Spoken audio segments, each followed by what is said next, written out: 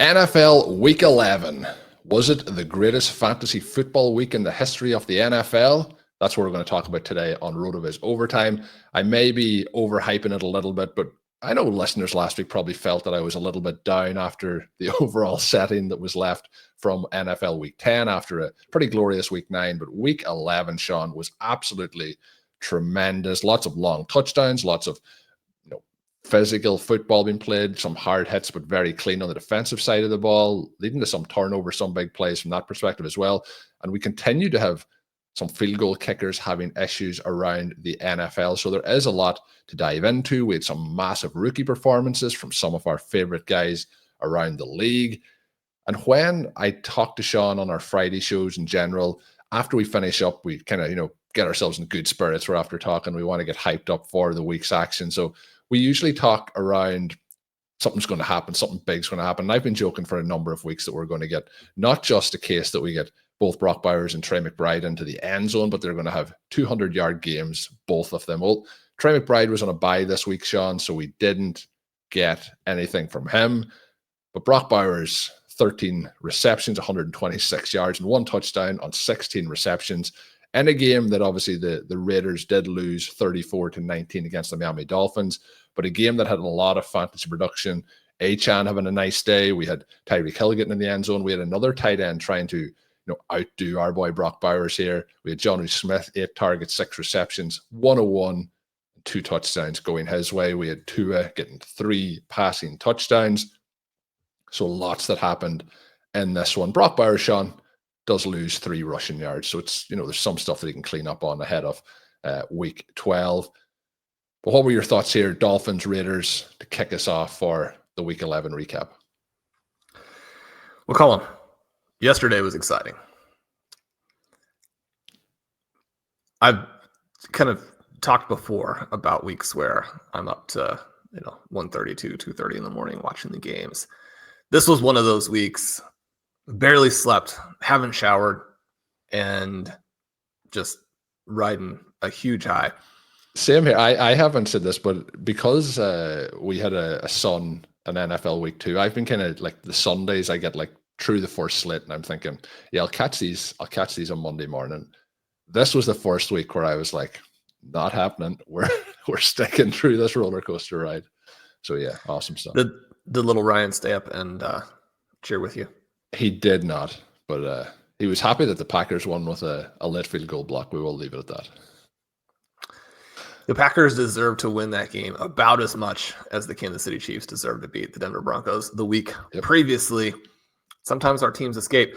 Colm, we've had 3 teams in the FFPC over 200, 2 more over 190. Ben and I had a dynasty team over 200. You and I had 2 of our dynasty teams, the teams that we focus on for the Dynasty Reanimator series and the Startup series on the pod. They both went over 185. And all of that was accomplished without having Saquon Barkley, Amon-Ra St. Brown, and the one that I really wasn't even that aware of, because I don't think it will necessarily surprise anyone that I've seen all of the games to this point, except for Cleveland Browns versus New Orleans Saints. That was not one that I could fit in. It's not one that pulled me in. But as you pointed out, Taysom Hill with quite a few points. Good for him. It's been super weird that the Saints haven't managed to incorporate him more. It's also been weird that teams through the years, and again, this is one of those where it was super frustrating last year. You're kind of looking at Arthur Smith askance, which, he's built that into his sort of repertoire to where he's earned it. But Jonnu Smith, it's yet another real black mark and question mark about what Bill Belichick and the New England Patriots were doing, because those tight ends that they went out and signed a handful of years ago to the big money and then didn't do anything with, those guys are both good. Those signings were fine. It was having any kind of plan to subsequently use them on the team that was lacking. Early in the season, he made the claim that Brock Bowers had already done enough that we were going to see a 40-point game from him. You pushed back on the ranking redraft series. That article is up. It was a lot of fun. Encourage people to get it over and check that one out. One of the things that's going to be fun for the Monday article this week is going through and looking at spots where already the 2024 specific version looks wrong. You said he should be the 101. He certainly outdueled Jaden Daniels for that spot this week. He just misses the 40. I don't think anybody who listens to us, Colm, will be surprised that a lot of those big scores, although certainly not all of them, are the result of Brock Bowers almost putting up 40 points. One of the things that was so cool in this one as well is they come out of the bye. They play Gardner Minshew, which I've mentioned. I think that he's looked good this season. You have to adjust for the context, for the environment. They have no running game. Zamir White and Alexander Madison, it was kind of cool to see them, vaguely go back to White in this game. And yet, I mean, average doesn't really, it's not the right way to put this when you carry 5 times. He carried 5 times for 9 yards, right? They had 16 rushing attempts, 60 yards in total. As you kind of pointed out, the leader there was Jacoby Myers, who had a carry for 20 yards. Other than that, they rushed 15 times for 40. That's been more or less the case consistently, but they fired the offensive coordinator. Both of these moves, which aren't going to rescue either team, not going to rescue Chicago, certainly not going to rescue the Las Vegas Raiders, but you come out of the bye with the Raiders and you see a much better game plan. They're still getting the ball to an extent to Jacoby Myers. Obviously, his managers wanted to see more than 4 for 28, but 16 targets to Brock Bowers and using him in every possible way. They need to use him more as a ball carrier, especially when you have Madison and White as your guys. It was weird the time they called his number in this game because it was right after a big play as a receiver. He probably more needed to catch his breath as opposed to get a carry in that situation. But again, 16 targets, plenty of underneath things, but also the run after the catch, the ability to occasionally create the splash play. Colm, he's not just the best tight end in the NFL. If you were to draft right now, we've made the case that he would potentially be the 101 in FFPC redraft leagues in 2024. It continues to look like he is in the mix for that. On the other side of the ball, it's a little bit frustrating to me for their sake. I mean, I don't have a stake in this per se, but the Miami Dolphins, I think that when you're talking about the best teams in football, you're looking at the Detroit Lions at the top, you're looking at the Bills and the Chiefs in the next tier, and then you're looking at potentially Miami, which when they're 4-6, that's a hard thing to say. But you consider that the other kind of big favorite for people, the Baltimore Ravens, have already lost 4 games, and the Dolphins have had these performances without Tua. They've had some close, just heartbreaking losses. They probably should have defeated the Bills in his game back there. He looks fantastic in this one. Again, it's the Raiders, but the Raiders defensively are at least okay. Achane, Smith, Tyreek Hill is more involved in this one. Again, we get basically nothing from anybody else, and it's kind of shocking to see the way Jalen Waddle has disappeared. But this Miami Dolphins team is very, very good. Yeah, they are, and they just have had a real tough run of it this season so far. They are now 4-6 on the year, but yeah, still, it's very positive to see. Outside of the Waddle comment that you mentioned, how the team is working in terms of likely for the rest of the season fantasy wise. Because prior to Tua coming back in, it was completely broken. We now have a situation like with him and Achane in the lineup where he is just each and every week delivering as well as an RB1. So lots of good things there for Miami that hopefully continue for the rest of the season. And yeah, Brock Bowers, Shawn, everything that we hyped in the offseason has, I actually think our best case outcomes outside of the touchdowns, I think we'll probably have surpassed the high end of the range of outcomes that we had hoped. And hopefully that continues. I don't know, not if you were reading RotoViz. I mean, I've mentioned this before. We had to delay Brock Bowers articles because so many of them were coming out at the same time. Brock Bowers is the true generational prospect. He's the guy who deserves that label. And every week, it's so clear. It Fun to watch. felt like Hopefully previously. teams don't figure out a way to take him away. One of the things that the Turners did in terms of that offensive coaching staff is that they deployed him away in a way that was going to be more difficult to take away. Now, not impossible, right? I mean, teams are going to come up with some solutions for this, but when he is far and away your best player, you want to dynamically involve him. They had him out of the backfield. They have him moving all over the formation. They have him on deeper passes. They have him on a lot of dump off passes where he then has the catch and run opportunity. That's one of the ways that you get the 13 catches on those 16 targets. I think that you have to give credit to the Raiders coaching staff, which not something that we are impelled to say on the podcast very often. Yeah, so we'll give them some credit there. Shawn, moving on now to kind of follow a theme of rookies, which is probably what we're going to do on this first edition of RotoViz OT this week. The Denver Broncos absolutely just whipped up on the Falcons. They sweep the division now. They win 38-6. I've talked about fourth quarter Bo Nix. Shawn, we got fourth quarter Bo Nix for 3.5 quarters, but the only reason we didn't get it for all 4 was because they pull him out for Jared Stidham at the very end of this game. Nix goes 28 for 33, 307, and 4 touchdowns. He took 1 sack for 12 yards and then just had the 5 rushing yards on 2 attempts. But a tremendous performance in terms of we're seeing the improvement week on week on week and what he is being able to do with this offense. He started this game 17 of 19 for 192 and 2 touchdowns.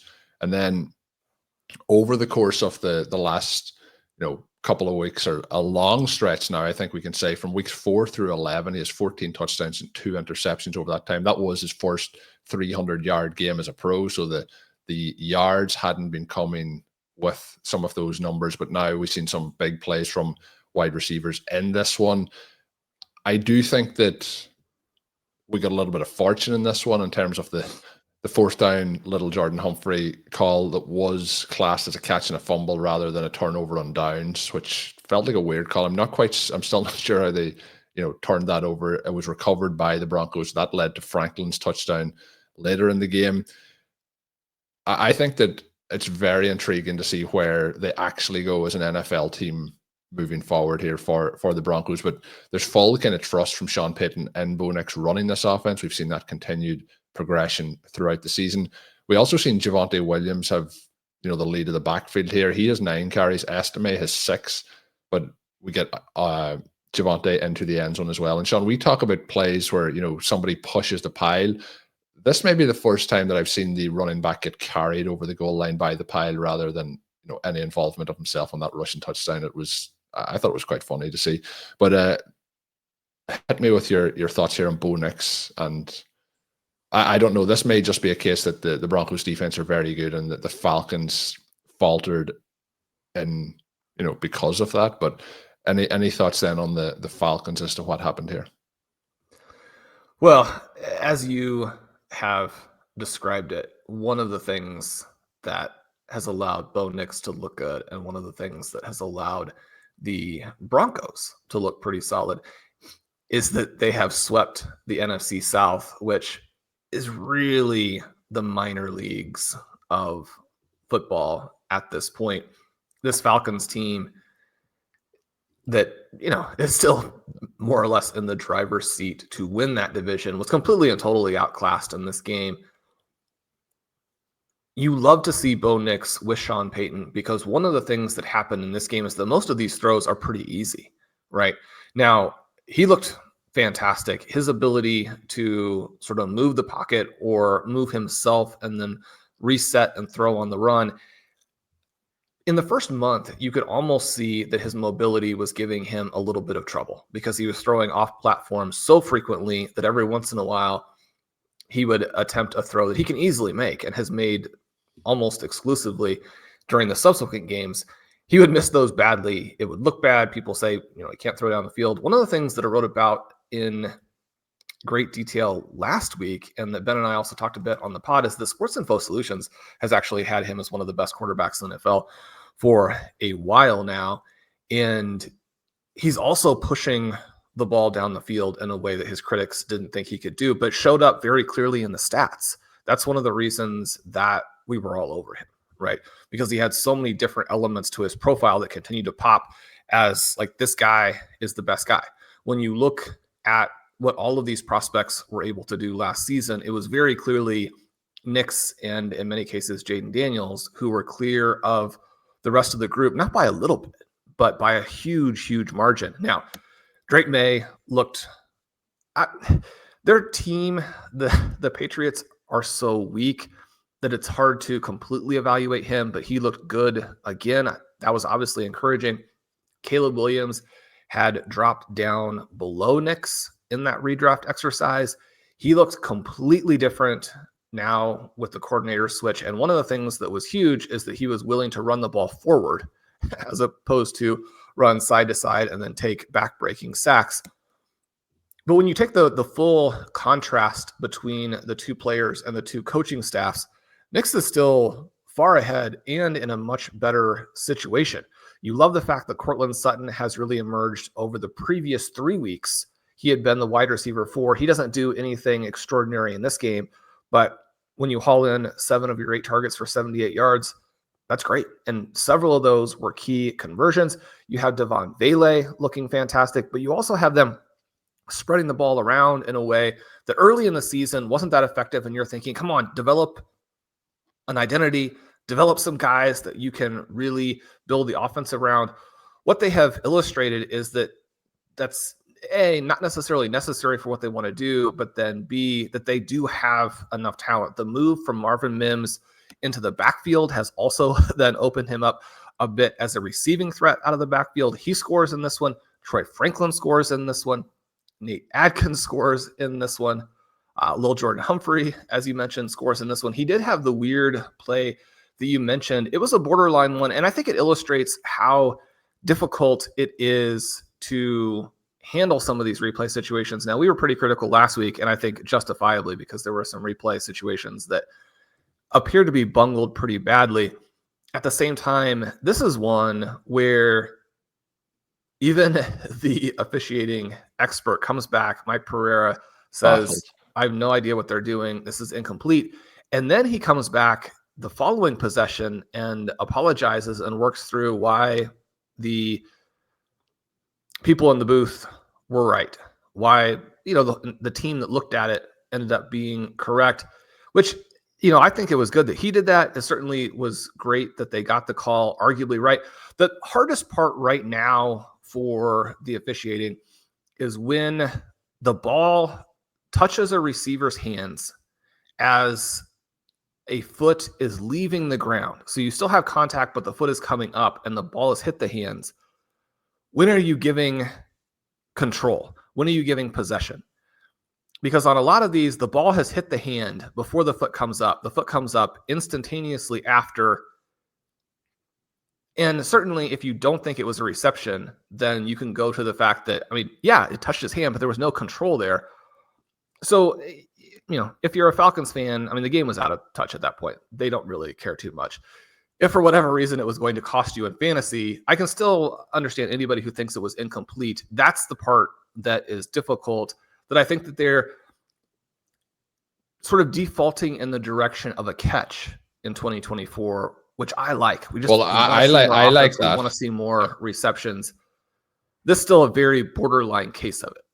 Oh, borderline, Shawn. I still think it was at the other side of the line. I think this was not a catch. It was a turnover on downs. But I was quite happy to see then another chance for Bo Nix to get into the end zone. So it all worked out. Then, Shawn, the Atlanta Falcons, they really did struggle throughout this one, both rushing and passing the ball. We got Michael Penix in towards the end. You mentioned the game was completely out of hand. He had 4 pass attempts, 2 completions for 24. We had 21 rush attempts for them for the 50 rushing yards. There was some nice receptions by Drake London in this, but it's just 3 for 61 on 7 targets. The one I guess I would ask you about is Kyle Pitts. We had a kind of a bit of a resurgence or a little bit of a move from him during a portion of the season, and that has kind of disappeared. The 4-week stretch between week 5 and 8, he was averaging around 16 points per game in PPR formats, and now in the last 3, it's been down to less than 5 in all of those contests. This one, he comes away with just the 3 targets, 1 reception for 9 yards. Obviously, we had a run there, but it's one of those tricky ones with trying to be confident in starting him as we move forward here. What's your thoughts on the Falcons and Pitts? I think a lot of this is just a complete wipeout where you're overmatched. Darnell Mooney's been having a fantastic season. He goes 2 for 27. They did try and get Pitts involved on a couple of plays, but I think he's going to be a viable part of the Falcons offense in the future. But right now, he just doesn't look anything like the dynamic athlete he was several years ago. He looks like he has trouble getting started off the line. He looks like he has trouble in his cuts. It looks like he has trouble going up for the ball. I mean, he's not a blocking tight end. And so if you've lost that overall athletic ability, the explosiveness, the body control that would allow you to be a dynamic receiver, I think he's going to be involved. He's had too solid of a season, and he's too young, and there's been too much in the past in terms of his final season in college, his first season in the NFL, to think that he's on the verge of being out of the league. But in many cases, just the physical movement on the field would suggest a guy who's closer to being out than being an impact player. Hopefully that's an overreaction. Hopefully that's not the case. But it's tough. I mean, you think back to some guys a little further back, a Hakeem Nicks, a Kenny Britt, some players who in their first several years looked like they were going to go on to be, the CD Lamb-ish player of their era. They were both bigger and in some ways more physical than Lamb, not quite as dynamic, although especially, those guys were good. Anybody who remembers the early days from those players, they were fantastic. And then a couple of years later, when they were still very young, a situation that's not that different than what we've gotten with Juju Smith-Schuster. Although with these other three players, it's been so clearly that the injuries wiped them out. We know that Kyle Pitts has dealt with an injury. His has been a weird decline that is obviously injury related, and yet the causation doesn't seem as glaring and as direct, but it almost has to be, even though he's still so young and has had that early production. He just seems a complete shell of his former self. Yeah, it's very unfortunate, but it does seem to be going in that direction. Shawn, somebody who you mentioned earlier, and that was Drake Maye. I thought again looked good in a loss to the Rams, 28-22, where the Patriots go down. And this one, he's 30 of 40. He has 2 passing touchdowns, 1 interception, takes 3 sacks for 25 yards. There is some things in it, he's obviously a rookie. You're going to see some mistakes in there. But when you look around the receiving core and what he was able to pull off in this particular performance, I was very impressed. And then he obviously has that late interception where he's looking for Douglas over the middle. Douglas doesn't look around, but the ball may also be a little bit behind him anyway. He goes it's an easy interception for the safety there to seal the game for the Rams. But I've been very impressed with Maye and his composure in the pocket and, setting things up. He has 27 rushing yards as well, and this on 3 rush attempts. So he's getting some movement on the ground as well. We've seen that over the last couple of weeks, and he's been in and out, obviously, with some injuries and missing some games. But since he's come in, I've been impressed overall with what he's been able to do. But the core around him in terms of the receiving core, and Stevenson has 20 rush attempts in this for 73 yards. They're struggling efficiency wise in the run game a lot of these weeks as well. On the other side though, Shawn, you said about Pitts maybe a shell of his former self. Somebody who was the full version of his former self in this one was Matthew Stafford. He passes for 4 touchdowns, 295 yards. It felt like at certain points of this that the Rams could kind of, they knew the result of the play before they had snapped the ball, particularly on the Nacua receiving touchdown. It looked obvious the whole way that this is going to Nacua, and it goes to him. He makes a reception, makes a really nice play where he gets a little bit banged up, lands on the ball, hits his chest, but he goes 7 for 123 and a touchdown on 9 targets. Cooper Kupp has 10 targets, 6 for 106 and 2 touchdowns going his way. Kobe Parkinson also got in the end zone, but a very, very condensed, share of the target going to Kupp and Nacua. They combined for those 19 targets. Since he's come back from injury, Nacua has been very, very good. He's been at 20 PPR points per game over those last 3 contests. But this was one where it felt like the Rams were, I kind of felt like they were, beating up a team that isn't as good as they are, but I think they're going to struggle then when they come up against some better teams, from a wins point of view. But from a passing perspective, when you have Stafford, Nacua, and Kupp healthy, looking like this, this was a fun watch. One of those Cooper Kupp touchdowns I did mention to Shawn before we started, there was some of these plays this week where it felt like, where has the defense gone? But it's a cover 0 blitz, and one person misses the ball, and Kupp has nobody with him for 50 yards as he heads to the end zone. So we've seen a couple of those this week. We've seen Nick Westbrook-Achane have a similar kind of play. And then we joked at the start, but Taysom Hill's late rushing touchdown is another kind of example. Once one man misses, it's off to the races. But fun plays. What did you think here of the Rams and that kind of trio of Nacua, Kupp, and Stafford here as we move forward and towards the fantasy playoffs? Well, I was looking at Blair's Wrong Read preview, and these are absolutely fantastic for setting your lineup, for playing DFS, for playing all of Underdog's weekly games, certainly for setting your FFPC weekly contest lineup. And what you see is a very aggressive Patriots defense where they stack the box on the run, they blitz a lot, they play tight coverage, they tackle, and yet they're bad.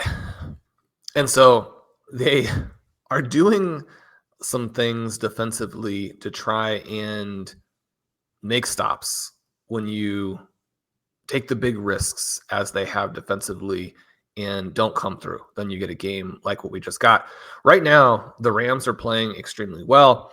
Anybody who listened to Stealing Bananas last week knows from Ben's explanation of it how poorly the Rams executed the game situations and decisions on whether to go or not late in that one.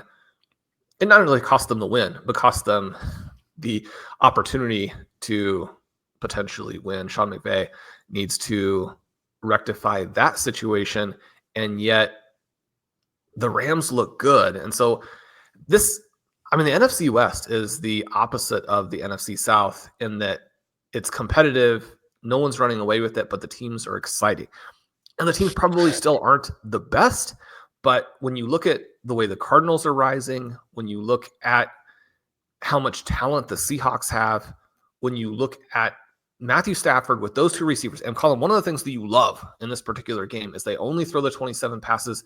They still get 19 targets to Cooper Kupp and Puka Nacua, right? Whether or not those guys can coexist, and this was one of the big debates before they both missed a ton of time this year. I mean, the Rams are 5-5. If they have their players the whole season, we might be talking about them as a Super Bowl contender. I mean, Kupp and Nacua look uncoverable, and if anything, Nacua looks like he looked last season.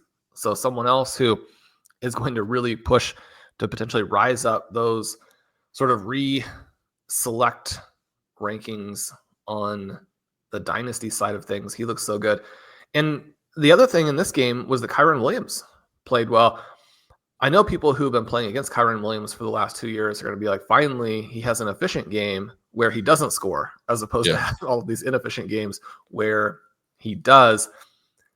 He had the massively long touchdown streak. Now he is on a scoreless streak that I personally hope stops.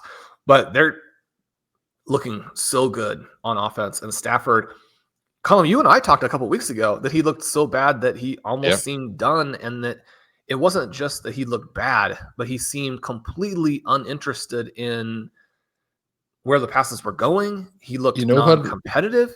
You know what might have helped, Shawn? He may be now receivers. interested in playing with his receivers. Yeah, it's quite an upgrade to get Kupp and Puka back. He probably thought at the start of the season, not this. Like I'm losing my whole offense. Now he has this whole offense back, and they're moving the ball. I thought he looked really, really good in this one, and we did give him a hard time at that point. But I do remember referencing that. Who knows? Maybe it will change when he gets Kupp and Nacua back, and who knew having two of the best wide receivers on the NFL on your offense is positive. Well, and I think that's one of the things that makes Drake Maye look better too, right? Because he's working with Kendrick Bourne, Hunter Henry, Demario Douglas, Shawn, Austin Hooper. These guys are all NFL players, right? If they're the last guy on your offense, then you're fine. You look good. I mean, they are viable NFL players. None of them should be the guys that the offense flows through. You need to have two players who are better than anybody that they have, who are the foundation pieces. One of the things that we also discussed this year, and again, these things are not definitive, right? It doesn't lock a player into a certain destiny. The fact that Brock Bowers was insanely good in college, that Bo Nix's numbers were wildly unappreciated, and that Jalen Polk was wildly overvalued based on what he had actually done, that doesn't mean those three things were going to happen the way that they have happened. You get plenty of things that deviate, that show that, number one, the statistics and just life itself is not determinative in that way. But then also that we get guys who get better and make improvements. And maybe Polk will do those things, right? I don't think that he is done as an NFL player, but that was objectively a very poor pick, and it is hurting them now.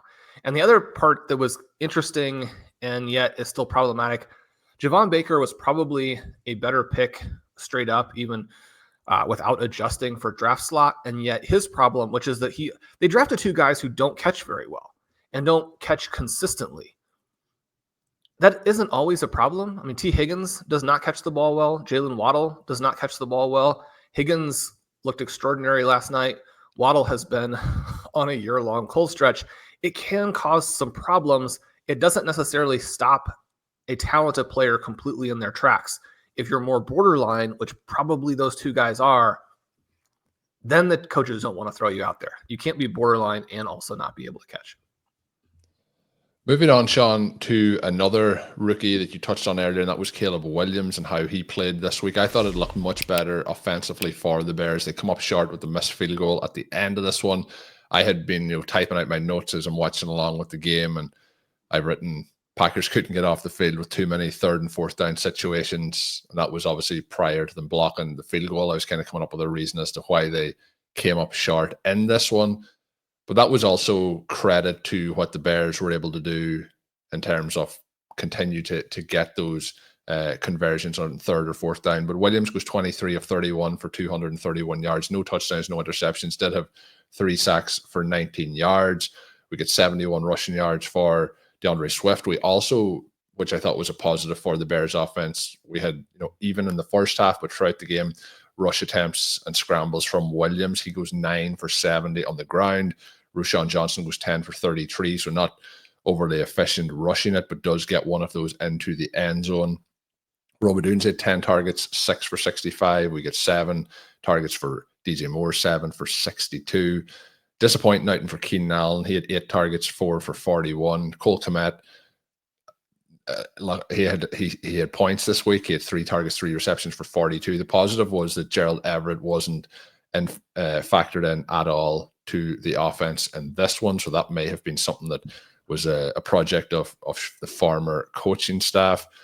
When we look, Shawn, though, at the Packers, a lot of kind of a weird day, I guess I would call it. Just the 17 pass attempts for Jordan Love. The Bears controlled the clock, and I think a huge part of that also being the fact that I mentioned, they're getting to third down, they're getting to fourth down, they're converting, they're moving. Not a lot of explosion in this Bears offense. We did get a 35-yard rush for DeAndre Swift, but we, outside of that 25-yard pass to Cole Kmet is the longest play for them on the day. So not a huge amount of explosion throughout the game, controlling the clock and really having a lot of possession over the Packers. So just the 17 pass attempts for Love. He has 1 touchdown, 1 interception, 261 yards. Christian Watson, probably the talking point for the Packers offense, 4 targets, 4 receptions for 150. One of those was a play that was under review for quite some time. Being a Packers fan, Shawn, I think he probably did catch it. I don't think there was enough there to overturn it as he hits the ground, but he gets up after that and rushes for quite a distance. It's a 60-yard total catch and run. Jaden Reed, though, Shawn, has been limited a little bit in this offense. He's got an early receiving touchdown in this, but he finishes the day with 2 targets, 2 receptions, 23 yards, 1 touchdown. Over the last couple of weeks, his workloads have kind of continued to decrease. He hasn't been over 25 or 20% of market share since week 5 in terms of the receiving opportunities. But there's a couple of things in this. I do think it's down to how many plays that the Packers were able to run in it, and obviously the pass attempts to go with that. And we've talked about it a few times, Shawn, on the podcast. I do think that Josh Jacobs continues to look pretty good running. He also looked good as a receiver in this one. He was 4 for 58 on 5 targets receiving. He's over 1,000 yards from scrimmage now on the season as well. So he has been a consistent part of this Packers offense throughout the course of the season. And the other note that I had on the Packers, I did think that Jordan Love looked a lot healthier, moved a lot freer in this particular game versus what he was prior to the bye. So I've gone through a lot of different notes there, Shawn. Hit me with your thoughts on the Packers and the Bears, other than the Packers probably didn't deserve to win this game. Probably. I mean, I'll say that I'll go with that here. If you're saying that, it was borderline, that that was a catch and a fumble in the Broncos game, we'll even it up there. Yeah, I'm a little bit surprised that it doesn't sound like you came out of this Packers game as angry as I came out of last week's Chiefs victory, because I felt like this game was a travesty. I mean, you can't be 13 for 17 with Jordan Love. You just can't be. It doesn't matter if you had 43 plays. You can't be. This game was the perfect example of the Fantasy Douches article back in, I believe, 2014, where he went through where if you have a good running back, it makes your team objectively and clearly worse. Now, the NFL has changed a lot since then. It's become easier to run. It's harder to pass. I do think there's an advantage to having backs like a Jahmyr Gibbs. Certainly what we got again on Thursday night. I mean, the thing that Saquon Barkley is doing, where he is lighting the world on fire without high-value touches. Without high-value touches. Absolutely insane and awesome. And an example of what you want in a running back. What you don't want is Josh Jacobs, somebody who gets the ball, breaks tackles, falls down, and somehow encourages supposedly a genius to, I mean, I've been very high on Matt LaFleur. I know that he doesn't get credit in the same way that a lot of other players, and by players, obviously mean coaches, a lot of other coaches from that general coaching tree seem to get. I think that is unfair. All you have to do is look at what Aaron Rodgers has been in the twilight of his career when he's not being coached by LaFleur, and you get a sense of how good he is there, and then what Jordan Love is doing. This game is a huge step back. What they're doing with Josh Jacobs, and this was not the first game that they did it this year. In some of the other games, you have the cover of, it's Malik Willis, or, it's a rainstorm. This is a game where you should have lost to the Chicago Bears because your head coach is calling the game in a way that, again, what are you possibly doing? I will say this game was a bit funky in terms of like possessions. Like the Packers open the game, score a touchdown, Bears get a field goal, it's a punt for the Packers, then the Packers have an interception, but then it's end of half. So they really have 3 plays. They take a kneel down at the end of the half to get into halftime. But prior to that, they have 3 possessions in that first half, and there's 3 possessions in the second half where they go touchdown on their first drive, turn it over on downs after 75 yards on the second drive, and then they score a touchdown on the third drive. They have 3 possessions. They had 43 plays. Yeah. 43 plays. So many things you're doing wrong here. You were using those 43 plays to somehow make it look like the Josh Jacobs signing wasn't absurd, but also this defense that has been so exciting and that should have run roughshod over Caleb Williams, should have created some sacks, should have created some big plays. I mean, I think this is more on the defense than the offense. You have to call the game completely differently. You should have lost because of the way you called it. You talk about Jaden Reed. Jaden Reed gets the ball thrown to him. He scores a touchdown. Christian Watson gets the ball thrown to him, and he gets 150 yards on 4 plays. Why is Christian Watson not somebody that we're talking about every week? because you have a great schemer, you've got a fantastic quarterback, and you have a player who is impossible to cover, especially if you also have to cover Jaden Reed, right? Now, I say impossible to cover. Christian Watson probably still needs a lot of work on a lot of the details and has a ways to go. I mean, Christian Watson and Jameson Williams are on the cusp of being superstars. They may never get there because of context and because it may not be possible for them to tighten up those last details. But how do you have Jaden Reed and Christian Watson and think to yourself, you know what we should do is run it into the teeth of the Chicago Bears defense and waste the 43 plays we're going to get because we're also not stopping them on defense. And the thing about it, too, was that Caleb Williams still actually looked awful as a passer. The thing that he did, again, was to use his legs. And that was a big part of the thesis for him going 101. It's that he has this immense arm talent. He's very young. His 3 seasons in college, even though he didn't actually ramp up the way that you would want, he wasn't a superstar in that final season. The age and experience adjusted production was fantastic, but also he's this freak athlete and he is very mobile and he can move, he can run, he can score rushing touchdowns. It seemed like the biggest thing that the Bears did to change things this week was simply to tell him, you have to use your legs and you have to use them to run forward. He's 9 for 70 in this game. A few more games like that, and he's viable to play again. I thought that you could see the value of having Odunze and Moore and Kmet and Allen, even though all of those guys within the context of this offense and Caleb Williams throwing the ball, I mean, they just look okay, right? They just look okay. But that's a big step up from where they were the last month. I mean, Odunze gets the 10 targets. He looks like a bust to me. He does not look like the player who was advertised. He doesn't look, number one, he doesn't look as big as you thought he was. And then he doesn't carry that same ability to move on the field, either with the speed or, again, that kind of body fluidity where he can go make plays, he can adjust to the ball, he can catch, he can explode back up the field. Maybe it's just that the offense has been that bad. But, I mean, you probably would still prefer to see more targets to DJ Moore, who was more involved in this game, right? You probably prefer to see more targets to Cole Kmet. I don't know that they can fix most of their problems to the level they need during the course of the season. It does hurt them to get that field goal blocked. You get back to 5-5, the Packers are 6-4, and you're like, I mean, we're in this. This was a game that the Bears had to win, and it's also a game where, I mean, what are you doing, right? You have dominated the game. You have yourself now in a position after the Packers don't complete the 2-point conversion, where all you need is a field goal. You get yourself to 1st and 10 at the Green Bay 30 with 35 seconds and a first down. You don't try and pick up additional yardage. You get the field goal blocked. So much of the focus goes on,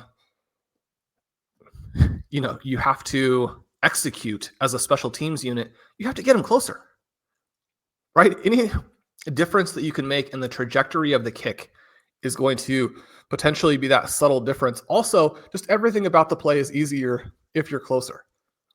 It boggles my mind that every week we talk about teams not getting close enough, and you think about the different percentages for the kick as you move closer. And I wrote about this in a recent article. There's some great research that I also linked to anybody who wants to find the more advanced data on the subject.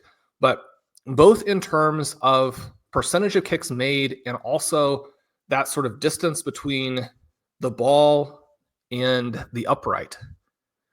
Both of those things track in such a way that's very intuitive, which is the closer you get, the more likely it is you kick down the middle, the more likely it is you make the kick, right? They should have made this kick, but give your team the best chance to win. Sacks are always possible. Turnovers are always possible. They don't happen on that higher percentage of the plays compared to just when you look at this here and you have to then live with the fact all week that you were a coward. It's like, number one, try and win, but also you don't want to sit on that feeling that you blew the game all week. Have some aggressiveness. This is probably the thing that bothers me more than anything else, because it's so much in the coach's control to just have guts and compete. Yeah, I agree. That was something that we touched on with the missed field goal last week for the Broncos, and kind of settling for your field position of where you are, and then lining it up at the hash. Like even, and we're going to talk about this game on the next show that will come out on Wednesday. But in the commentary, I believe it was Collinsworth, when J.K. Dobbins is about to like try to get into the end zone for his touchdown to win the game. I'm pretty confident he says get down, in terms of like, don't go in the end zone, go down, take the field goal, don't give them it. But like, get the points, because it's not automatic that you score the field goals or you finish it out. And we are seeing that more and more. But I don't mind if you have the lead, you go down and you seal the game that way. But like, as Shawn said, be aggressive and go and try and win it. If it was a case that they were in for like even a 30-yard field goal, but when you're at like 48 yards, like it's you're pushing it a little bit too much. I was happy, Shawn, as a Packers fan. I didn't have any real faith that they were going to block the field goal, that it was going to happen. We have had a lot of bad luck early in the season, not luck, but bad field goal kicking. It has improved a lot since the field goal kicker was changed. But I think the Packers were going to really find out what they are offensively as we move forward over the next couple of weeks. They now get the 49ers, the Dolphins, the Lions, the Seahawks over the next 4 games. And I think that should also set up environments for a lot of opportunities to score. And I think in those situations, they will be leaning more on Jordan Love than they are on Josh Jacobs. And I said he was moving freer. Maybe there is still some concern that he's not 100% healthy, but the way he was playing, particularly on the play that he dives for the pylon to try and get a rushing touchdown in the first half, I think that he was pretty much close to 100%. So we'll see what happens. I agree that players should be getting a lot more opportunities, but and you arguably, if you lose this game, you could say that the loss is when he airmails that pass to Tucker Kraft. Yep. But I mean, do you want to win a Super Bowl or not? I mean, you're not going to win a Super Bowl with Josh Jacobs as the driver of an offense. You could win it with Jordan Love, and especially if you unlock those guys, you've got to come right back and figure out how to get Tucker Kraft involved. I mean, you talked about Jaden Reed in this game and not being a target. I mean, Tucker Kraft has been one of the best tight ends in the entire NFL. That was the only pass to him in this game, the one that Jordan Love misses. That's when you have the ball, Shawn, it's just completely unacceptable. When you have the ball, like, for such a limited time versus your opponent, it is hard. Like, they did outgame. Josh Jacobs had 22 opportunities. But in this particular game, we cannot say that he didn't deliver on those opportunities. He was 18 for 76 and a touchdown on the ground, but he's 4 for 58 on 5 targets in the air. I think Josh Jacobs, it wasn't his fault in this one.